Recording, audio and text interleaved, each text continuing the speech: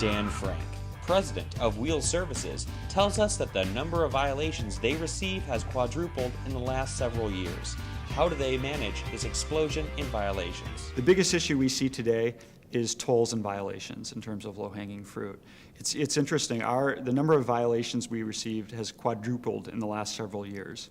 And largely it's because of technology. We now have speeding cameras, electronic tolls, red light cameras, and whatnot, and we're seeing a huge proliferation in the number of violations.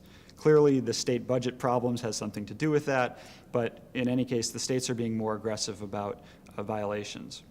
We're seeing an enormous explosion in the number of toll violations.